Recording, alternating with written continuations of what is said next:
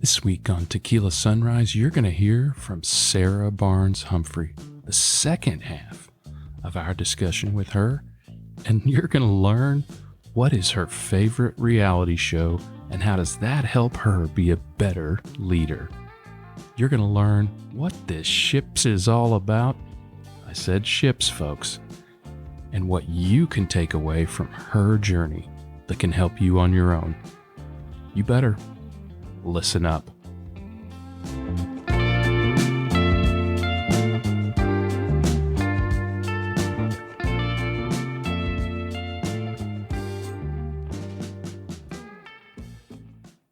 It's time to wake up to Tequila Sunrise, where unfortunately, without the aid of tequila, we open your eyes to how venture investing ticks focused on supply chain tech every single week at this unholy hour of the day. If you want a taste of how tech startup growth and investment is done, join me every week for another blinding Tequila Sunrise. Greg White here from Supply Chain Now. I am always happy, never satisfied, willing to acknowledge reality but refusing to be bound by it. My goal is to inform, enlighten, and inspire you in your own supply chain tech journey. Hey, if you are listening on SoundCloud, you should know you can only subscribe to Tequila Sunrise on apps like Apple Podcast, Spotify, Google Podcasts, or others, and be notified when we pour out another shot. Subscribe to Tequila Sunrise today so you don't miss a thing.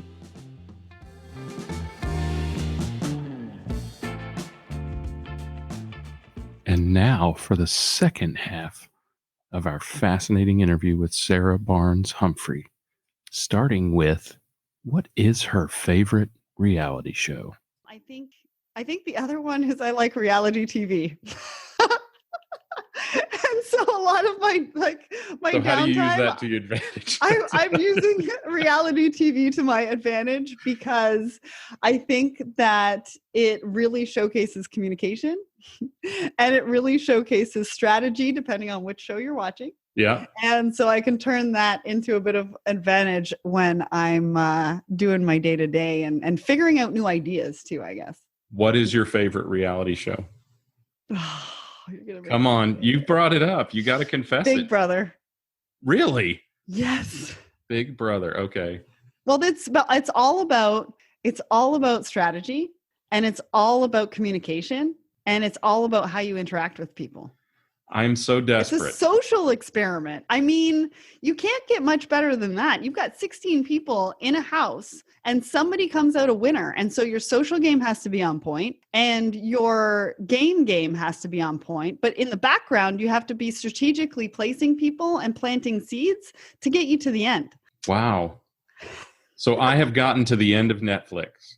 So maybe I need to consider reality TV. I don't think I've ever actually watched a reality show. Maybe not since the Osbournes. That was just straight entertainment. There was no strategy. I was just watching Ozzy stumble around. Some of it's just straight entertainment. Yeah. But some of them I do get some takeaways. So I don't know if I would call that a dysfunction, but No. I can see it at times being helpful and relieving. I mean, it's got to be a stress relief, right? Yeah. Watch that. Yeah. Yeah. All right. So let's talk a little bit about your job, if you want to call it that. You used a great term, in my opinion, when you are a founder, and that is obsessed. Mm-hmm. Because Brad Feld, who is one of the most prominent VCs, and I agree on this point, and that is that passion is not sufficient when you're in a startup. Obsession is required. Yeah. And I just did an episode on Tequila Sunrise a couple of weeks ago that basically said, yeah, you can have, actually what I said for starters was work-life balance and startup have never met. Nope. And you can have work-life balance if you consider work as 70% and life as 30%, with about a third to a half of life being interrupted by work. If you consider that balance, then you can have work-life balance. You think that's a fair assessment? Oh yeah, that is so true. I mean, listen, right now I'm working 7 days a week. I get a couple hours off here and there. You know, I take time off for dinner. Well, and Dinner and lunch, and you maybe. have too. I mean, in a way, you have made work part of your life. I mean, Alan clearly Yeah. is contributing, right? Yeah. And you probably learned that somewhat from your parents. I mean, that part of the reason that people have their kids in their business is not just because they'll work cheap, Yeah. but it's also to have them around. I mean, in some businesses you would not be around. My wife had a family business as well, Mhm. and she worked with her father as well. Yeah. Similarly, out on her ass at one point when her father sold the company, Mm. and she found out by going to the accountant to take him the No. books on, because she was the controller, Yeah. take him the books. And there, her father was signing the contract with one of their vendors who had bought the distributorship. So Damn. it happens, That's right? hard. Yeah.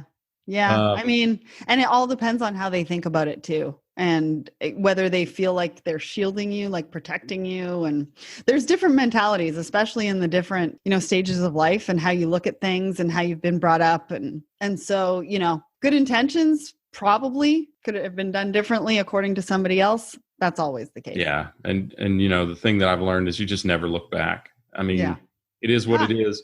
You always have to remember, I worked for a company that was owned by a founder, and you have to remember 4 words. They own the company. Yeah. Right? And my favorite quote, life is lived forward and understood backwards. Yeah.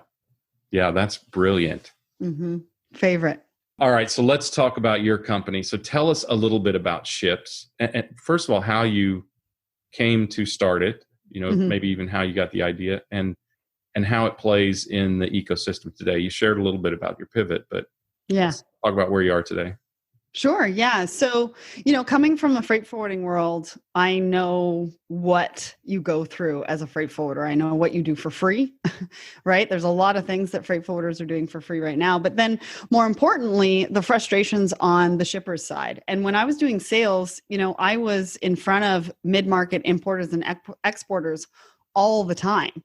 And when the crash of 2008 happened, it changed everything. It changed margins. It changed how people were looking at their bottom lines, and the spot market drove everything up. Freight forwarders started quoting on everything, and shippers started demanding it because everybody was complying. And so it turned into this environment where freight forwarders and shippers were constantly butting heads, right? Shippers were really frustrated with the process, and freight forwarders were resentful at the amount of work that they put in to get one shipment. And so originally we looked at doing like an Expedia type model. And then I quickly realized that that wasn't going to work. What shippers are doing is that they're going to 3 to 5 different freight forwarders on every single shipment to get pricing. But the pricing's coming back in different formats with, stuff in the fine print. They have to take a look at the terms and conditions, and they really don't know if they're comparing apples to apples. And so it's a really big time-consuming job for somebody. But in the end, they're also looking at service, they're looking at price. And by doing that, they feel like they get the best deal on every single shipment. And whether that's service or price, that's to be determined. But what it also does is it only limits them to 3 to 5 freight forwarders. There's 40,000 freight forwarders worldwide. And why do you have to limit yourself? 40,000. And so I really wanted to take a look at it from the shipper's standpoint as to what were the pain points? What are they doing now? What can I do to better it so that they're not having to relearn a system, right? Because we don't want them to do that. You got to meet them where they are and just make it better. And then for the freight forwarders, they're quoting on all these shipments and they're getting bookings 1 to 10% of the time. 1 to 10%. Yeah, right? Oh, I get the frustration. Yeah. And then they're also acting like a bank because they're extending credit to the shipper at no fault of the shipper, but they have to pay the steamship line and they're waiting 15 to 30 days to get paid by the shipper at the very least. And so they're floating, like the cash flow issue is just ginormous. Yeah. And so for every single shipment, you've got a salesperson going out, right? Not every single shipment, but every single customer, let's say, going out, finding a new customer, you're paying for their gas, you're paying for their cell phone, they're coming back. Your pricing team is pricing different shipments. You're booking 1 to 10% of the time. And then you've got operations people on top of that as far as your costs. And so what can we do to make sure that they don't have to go through that anymore? And those are really the reasons why everybody's butting heads right now. And so we just decided to take the process of what they're doing on email and spreadsheets and put it online. So SHIPZ is essentially providing shippers with more choice of freight forwarder. They're providing them costing at their fingertips. So no longer do they have to wait for a freight forwarder to provide them costing. And that's even before a shipment has even been gone into production sometimes. We're giving them one login, so they don't have multiple logins across freight forwarders. And we're giving them one vendor, which is huge, right? Because every time you deal with a different forwarder, you have to set them up as a different vendor. And so it's really cumbersome and time consuming, not only for the people that are, facilitating the traffic, but for everybody involved at the company. And then on the freight forwarder side, because we can provide the costing to the shipper 90 or maybe 80 to 90% of the time is coming to them once the shipment is ready to get the actual quote and they're ready to book. And that's the idea, right? Because the freight forwarders really need to be able to do what they do best. They're quoting on everything because they're afraid to lose a customer. Well, that shouldn't be the case. So, quote on the lanes that you want to quote on. Right? So the freight forwarders can decide what lanes they want to quote on, and they're going to get the quotes for those lanes. What are they good at? What do they make the most money on? That's what they do. They facilitate the transaction of moving freight, right? That's their core business. So let's get back to the core business. And then because they have one vendor and we've got a third party vendor that the shippers are getting credit through, the freight forwarders no longer have to extend the credit. And so essentially we're taking all of that and just making it better. It's not Expedia, but it is a marketplace of sorts, right? It's where, as you said, meet them where they are. That's a brilliant philosophy, by the way. Every founder should think of it that way. We had the discussion. We've had the discussion before about you don't need your audience or your marketplace to get you. You need to get them. Yes. Right. Yes. And they don't trust each other right now. We need to come back to the drawing board and figure out how to get everybody to work together and doing the things that they do best and not the extra crap. So you're providing a transparency, not only a central sort of hub of where to get the information, but a transparency and a trustworthiness to them that absent an independent arbiter, they can't really guarantee or count on from either side. Right. Right. Yeah, that is a cool model. And it has recently, and of course, you and I have talked about this for a year or more now, but it has recently really struck home just how little trust, how little transparency, and how little even a contract means in the freight forwarding industry, in the shipping industry in general. And this allows, this levels the playing field. It allows everyone to see all the terms, to understand whether they are comparing apples to apples. Yeah. I have to ask this question. How come somebody hasn't done this before you? Why now? Why SHIPZ? Why now?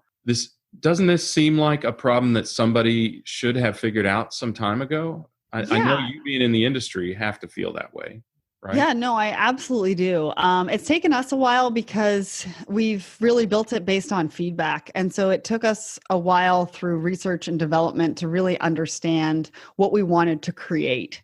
And like you said, create it for them, not for us. There's some other platforms out there. One of them in particular focuses on posted rates. And, although that's good for some, when you look at the mid-market and you look at the teams that they have, which are non-existent, right? It could be one person, it could be two people actually doing this. They don't necessarily trust posted rates, and they still want to get real-time rates. So even if they're going for posted rates, they're probably still going for freight forwarders to quote on just to see where that ends up. So they're still doing it. And I think the mid-market has been lost in translation for a long time. I think, the small to medium-sized businesses, from the research that I've been doing, are really driving the economy. And that's what's going to drive the economy into the future. And so they need to be supported. I don't know why it's not been done this way before. I don't know if it took maybe somebody who's been in the industry a while and has been on both sides, the sales and the operations side. I don't know.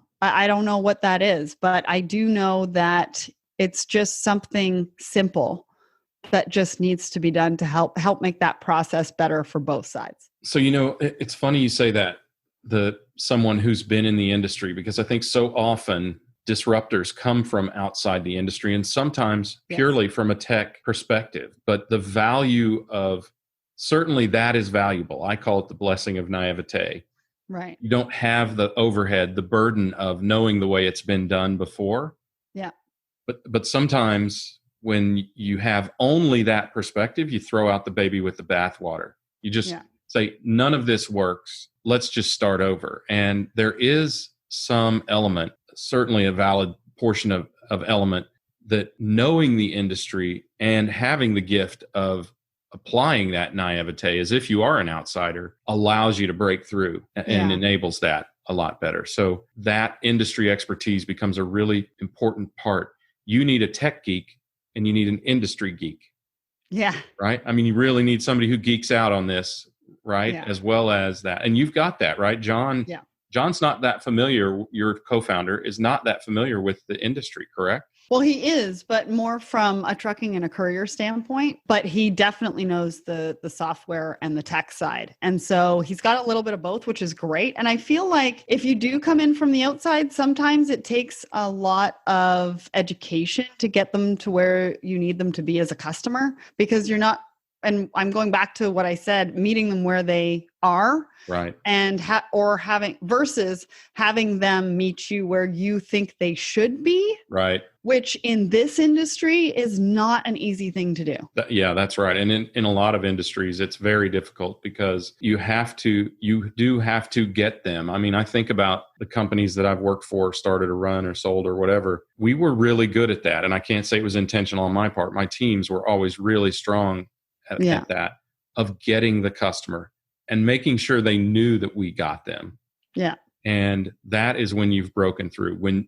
That's one of the best things, frankly, I think you can have your customers say is they get us. Yeah. I mean, we actually, because you try to poll when you win a deal. Yeah. And when you hear somebody say, we went with you because we felt like the technology was neutral, which was never the case. But obviously we weren't selling very well.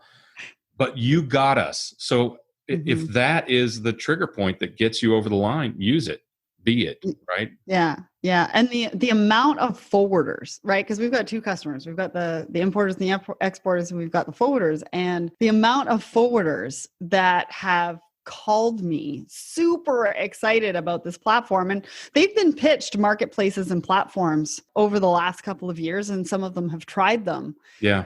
But they're just like, you get it. Like, you're taking out our barriers. Like, these are the things that my team, it constantly comes to me and is like, why can't we do something about this? Yeah, that's critical. I'm really glad you surfaced that, because that is a critical element. You need industry knowledge to the extent that it allows you to see the vision. Mm-hmm. But you need to exclude that portion of industry knowledge that burdens you and slows you down and makes you remain a laggard with the industry as it exists today. Give us an idea of who is an ideal shipper. Sure. Yeah. I mean, I kind of mentioned it before when I was painting the picture, right? It's somebody who is going to 3 to 5 different freight forwarders on every single shipment to get quotes. Right. Our ideal customer is not the enterprise. It's the mid-market shipper that can really see value in using a platform like SHIPZ, in the fact that it's really going to take what they're doing from a manual email process, move it all online to make it that much easier. Because let's face it, most shippers don't have a TMS, right? A transportation management system. And so they're literally using email and Excel, and they want a more efficient way to be able to get in front of freight forwarders and get quotes and, really move their shipments and get to know people on a platform and keep everything in one space, right? So for each shipment, all of the documents are in one space. All of the messaging center of you going back and forth with the freight forwarder is in one space under that PO, under that shipment. And so that's the ideal client on the importer or the exporter side. And then as far as a freight forwarder, I mean, really the freight forwarders come in all different sizes. And we want to work with the freight forwarders that are looking to gain more business through the platform, are looking to reduce the amount of quotes that they're doing on a daily basis. On spec, right? and quote on the stuff that they want to quote on, and really find customers worldwide. Because again, the other thing is that our choice is very limited to where we are. Meanwhile, there's so much out there worldwide, like a American company using an American forwarder. I mean, yes, traditionally that's what has been happening, but there's a lot of forwarders out there that can handle different parts of your shipments, that can do it differently depending on your requirements. And you might not know that they're out there. Let me address a shipper. So a shipper is going to be a mid-market, depending on what your definition there is, but yeah. It's going to be a brand manufacturer or a retailer, or are there other products? Yeah. Yeah.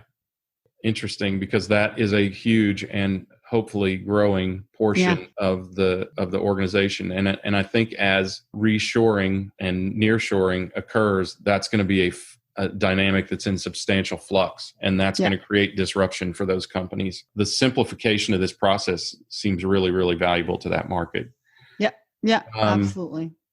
If you think about it on a wider front, not just even the problem you're solving, what are some of the issues that you see these mid-market shippers and freight forwarders facing today? There's a lot of time spent on each shipment that they have to move.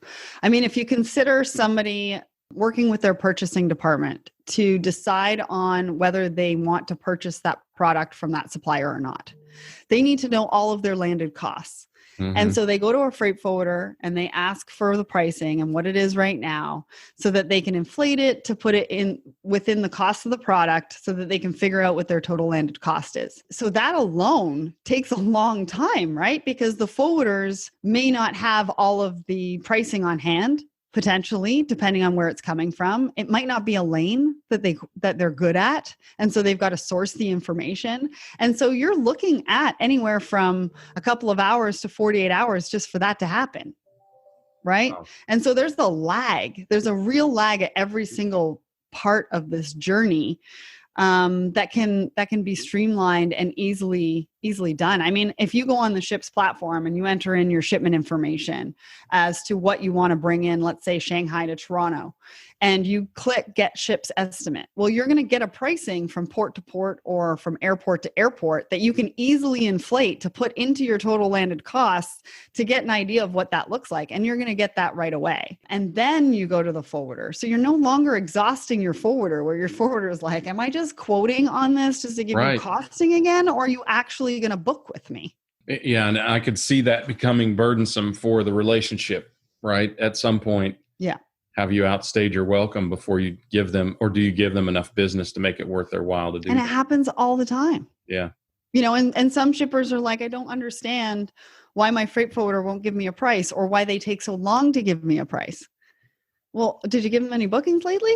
Yeah, that's not how they make money. Yeah. And so from a business perspective, they really have to figure out what that looks like. And if they're quoting, and because they're quoting on everything because they don't want to lose a customer, they're not booking every single shipment. They're only booking, something like 10% of the time, which is frustrating. That is a recurring theme in what you're talking about, is you are removing that frustration. Very often when you build a company, you think you're going to change the world, and you think you're going to change the world because of X, but really you're just alleviating frustration when it comes right down to it. And that's enough, right? Yeah. Kind of like when people say, you get us, that's enough. If that's that's the problem that needs to be solved, you need to be open enough to recognizing that. Yeah. All right. So let's shift gears a little bit as we wind this thing down. So I'm interested in, at this point, to give some insights and takeaways for our audience. I think you've given a ton. So I'm going to shift gears a little bit. I'd love to understand and have you share with our community, what do you wish you had known earlier in life? And what do you think that might have changed for you? I think I would have wished that I would have known that the journey is not a straight line, and that you really just need to roll with the punches, and how important meditation and gratitude is to getting through those parts of the journey. I think also being able to read people a little bit better, especially in the beginning of my journey, would have been great. Because again, I wear my heart on my sleeve, so I kind of trust people right off the bat. And, like I said, it's kind of nipped me in the bud a couple of times. And I think also I would have liked to have believed in myself a lot sooner. As you went through this journey, you doubted yourself. Well, Do you think that was based on the trust that you have for people, or? So I've always had a side hustle. So I was working at my dad's company, but I've always had side hustles. So I'm a true believer in the fact that we need to try multiple things to figure out what we're good at, what we like to do, what that looks like in our life journey. There's a lot of people that are very lucky that comes very early. And so they're able to really put that into their journey early on and have a lot of success. And so I have worked a lot for free for people. Really trying to figure that out. I've done consulting for women in business and, different things like that. And although it gave me a lot of experience, I feel like I might have gone out on my own a little bit sooner if I had just believed that much more in myself to know looking back on the last couple of years and what I've built and what I've been able to do since those doors closed and I was out on my ass. If I'd have known that a little bit sooner, I might have taken that leap that much earlier in my journey. It's interesting. And I'm not saying this is exactly what you did, but this makes me reflect on this. It's interesting how many times I have seen people give away their time to try and build something that will eventually make them money, rather than take and have a side hustle or something like that to mitigate for the risk of the thing they really want to do. Yeah. And make very little money either way, rather than go all in on something and be able to put 100% of their time into that thing. I think that's a really important recognition to have, because people will value your time at exactly the value you put on it. And if you put a zero value on it, what else would you expect them to do, right? I get it. Done it. You do it. I mean, even as an investor, you do that. That's a really good recognition. I think that's that is a great takeaway for our listeners, right? Awesome. I think if you do, it's okay to give away your time. I think you should explicitly state up front, I'm going to give you this to try and get to this stage. And at this stage, you pay me. Yeah. In fact, I've seen one of the companies that I work with, Verison, they had to do that very thing to get people over the line to sign contracts. We're going to give you X amount of return on investment, but when we hit that, you owe us X. And I think that explicit statement is the difference between giving away your time and investing your time. Yeah, I would agree. That's very well said, Greg. But believe me, everyone who's ever learned to invest their time has spent time giving their time away. I can assure you. Mm-hmm. And only you. Count me among them. Only you in this episode. I've given away so much more of myself in this episode than I think I've ever given. So it sucks to be on your side of the mic, doesn't it? It really does. It's hard. It's so much easier to be asking the questions, right? Yep. All right. So I feel like I have extracted so much out of you, and I really do appreciate it. You're a giving person anyway, and I appreciate you sharing all that. In this one last question, that is totally about you. Is there anything that we didn't talk about, or anything that you think our community needs to know that we haven't talked about? Yeah. And maybe it comes back to the perseverance that I was, just taking that away, I guess, from the story, knowing that it's really something that everybody struggles with, including me. And it was a big struggle, but just, putting one foot in front of the other and just keep going. Hopefully that'll just, maybe help just one person. It is amazing to see how far you can go if at every step you just say one more step. Yeah. Yeah, right? I know. And trust me, there were days. Were days, like long days. Well, and there are many more ahead of you, but I feel like you're really well equipped for that.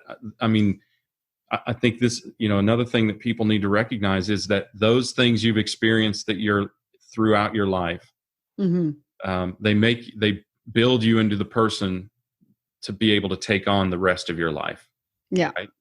Yeah. That's not to say there won't be struggles and you won't have another potentially crushing moment, but you will be so much better equipped to be able to deal with that.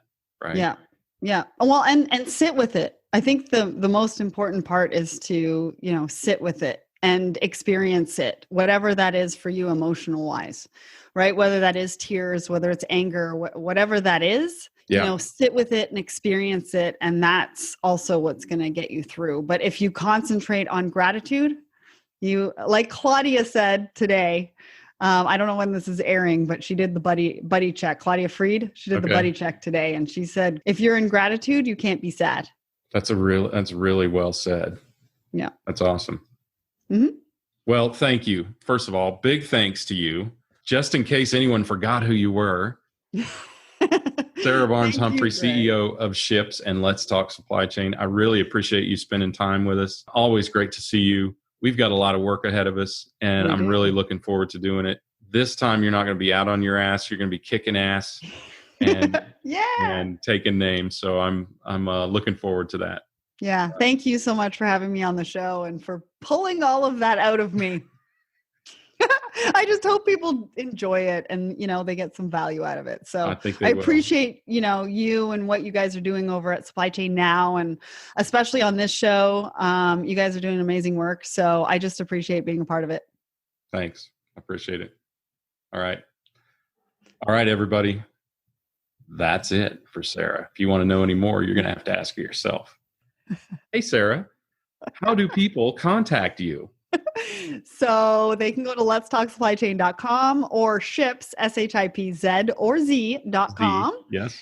And it's Sarah Barnes-Humphrey on LinkedIn, SHIPZ and Let's Talk Supply Chain on LinkedIn. Where else? I'm also on other social media. Be victorious. Yes, that's right. Fascinating Instagram channel you have. Thank you. I try. Always uplifting. All right. Thank you very much. That is all you need to know about Sarah Barnes-Humphrey. All right. That's all you need to know about supply chain tech for this week. Don't forget to get to supplychainnowradio.com for more Supply Chain Now series, interviews, and events. And now we have 2 live streams per week. The most popular live show in Supply Chain Buzz, every Monday at noon Eastern Time with Scott Luton, the Master, and me.